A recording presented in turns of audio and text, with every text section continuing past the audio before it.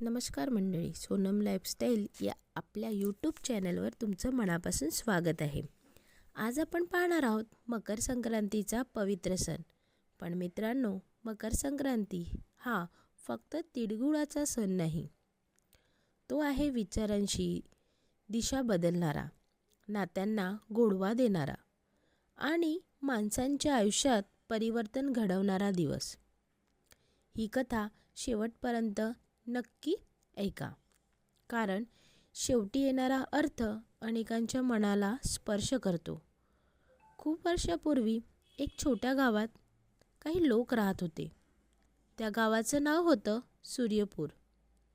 गावात सूर्य असला तरी त्या गावाच्या आयुष्यात उजेड कमीच होता.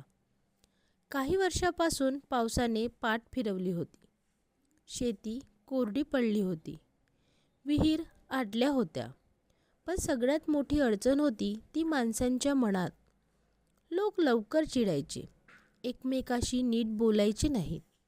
छोट्या छोट्या गोष्टीवरून भांडण व्हायची. राग, मत्सर आणि कुटता वाढत चालली होती. प्रत्येकजण आपापल्या दुःखात अडकलेला होता. याच गावात माऊली आजी नावाची एक वृद्ध स्त्री राहत होती. ती फार शिकलेली नव्हती. घर लहान होतं, साधं होतं, पण तिच्या चेहऱ्यावर कायम शांत हास्य असायचं. दररोज सकाळी ती लवकर उठायची, सूर्य उगवताना पाहायची आणि हात जोडून म्हणायची, आज नाही तर उद्या सूर्य दिशा बदलेल आणि माणसांची मनही बदलतील. गावातील लोक तिच्या या वाक्यावर हसायचे. काही जण म्हणायचे, सूर्य रोजच उगवतो, त्यात वेगळं काय? पण माऊली आजी काहीच बोलायची नाही. ती फक्त हसून शांतपणे आपलं काम करायची. हळूहळू पौष महिना संपत आला. थंडी वाढली होती. सकाळी धुकं पसरलेलं असायचं आणि मग तो दिवस उजाडला. सकाळचा सूर्य नेहमीसारखा वाटत नव्हता. त्याच्या किरणांमध्ये तीव्रता नव्हती. एक वेगळीच सौम्यता होती, कारण त्या दिवशी सूर्य धनराशीतून मकर राशीत प्रवेश करत होता. हाच तो दिवस मकर संक्रांती. याच दिवसापासून सूर्य उत्तरायणात प्रवेश करतो. अंधार कमी होऊ लागतो आणि प्रकाशाचा मार्ग सुरू होतो. पुराणांमध्ये सांगितलं आहे की सूर्यदेव आणि त्याचा पुत्र शनिदेव यांच्यात नेहमीच अंतर होतं. सूर्य तेजस्वी, प्रभावी आणि अभिमानी, तर शनी शांत, गंभीर आणि न्यायप्रिय. विचारांमधला हा फरक त्यांच्या नात्यात दुरावा निर्माण करत असे. पण मकर संक्रांतीच्या दिवशी सूर्य स्वतःहून शनीच्या घरात मकर राशीत प्रवेश करतो. याचा अर्थ असा की अहंकार बाजूला ठेवून नात्यांना महत्त्व देणं, हेच खरं मोठेपणाचं लक्षण आहे. या दिवशी माऊली आजीने घरात उरलेले थोडेसे तीळ काढले, थोडासा गूळ मिसळला आणि छोटे छोटे लाडू बनवले. ते फारसे नव्हते, पण त्यात प्रेम होतं. मनापासून दिलेला गोडवा होता.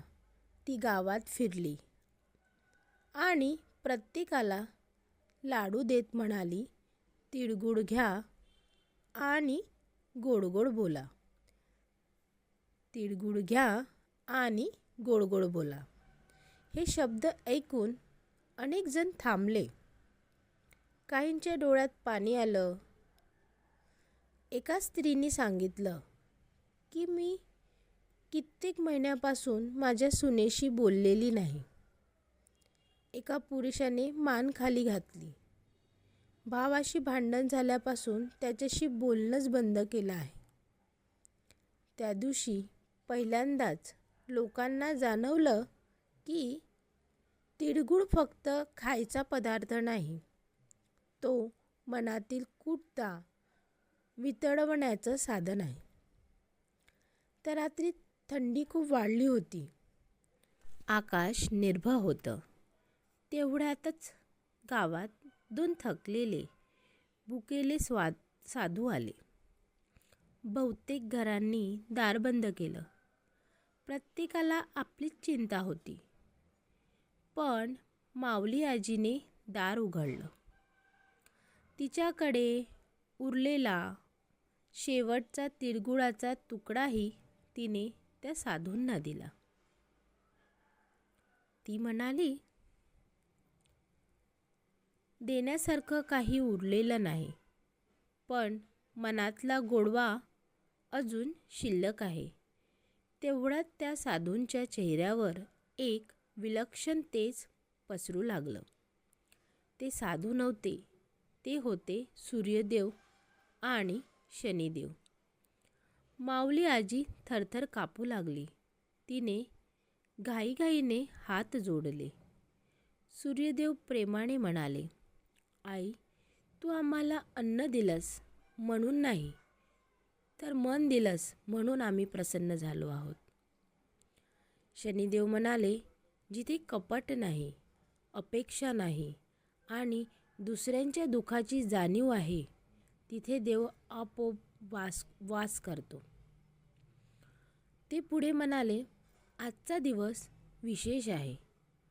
सूर्य दिशा बदलतोय, पण माणसांनीही मनाची दिशा बदलावी म्हणूनच आम्ही आज पृथ्वीवर आलो आहोत.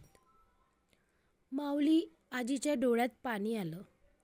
ती शांतपणे मान खालून उभी होती. तेवढ्यात एक दिव्य प्रकाश पसरला आणि ते साधू अदृश्य झाले. घरात भीती नव्हती, फक्त शांत समाधान होतं. पुढच्या काही दिवसात पावसाने हजेरी लावली. शेती हिरवीगार झाली. पण सगळ्यात मोठा बदल झाला माणसांच्या मनात. लोक एकमेकाशी जपून बोलू लागले. भांडण्याच्या जागी संवाद सुरू झाला. सूर्यपूर खऱ्या अर्थाने उजळून निघालं. मित्रांनो, याच मकर संक्रांतीच्या दिवशी महाभारतातील भीष्म पितामहांनी उत्तरायणाची वाट पाहून देहत्याग केला. कारण हा काळ आत्मशुद्धीचा, प्रकाशाचा आणि उन्नतीचा मानला जातो. ही कथा आपल्याला एकच गोष्ट शिकवते, सूर्य दिशा बदलतो म्हणून निसर्ग बदलतो, पण माणूस मन बदलतो तेव्हा आयुष्य बदलतं. आज मकर संक्रांतीच्या दिवशी आपण एक संकल्प करूया. कोणावर राग असेल तर थोडा सैल सोडूया. कुणाशी अबोलपणा असेल तर एक शब्द तरी प्रेमाचा बोलूया. कारण तिळगुळ फक्त खाण्यासाठी नसतो, तो मन गोड बनवण्यासाठी असतो. हीच मकर संक्रांतीची खरी शिकवण आहे. मित्रांनो आणि मैत्रिणींनो, ही कथा तुमच्या मनाला भिडली असेल, या कथेतील संदेश तुम्हाला आवडला असेल तर व्हिडिओला एक लाईक करा. ही कथा जास्तीत जास्त लोकांपर्यंत पोहोचावी म्हणून आपल्या मित्रमैत्रिणींना आणि कुटुंबियांना शेअर करा आणि तुमचं मत आम्हाला नक्की कळवा. कमेंटमध्ये सांगा, या कथेतील कोणता प्रसंग तुमच्या मनाला सर्वात जास्त स्पर्श करून गेला. असा सुंदर, प्रेरणादायी आणि संस्कारमूल्य असलेला कथा पाहण्यासाठी सोनम लाईफस्टाईल या चॅनलला सबस्क्राईब करा. तिळगुळ घ्या आणि गोड गोड बोला.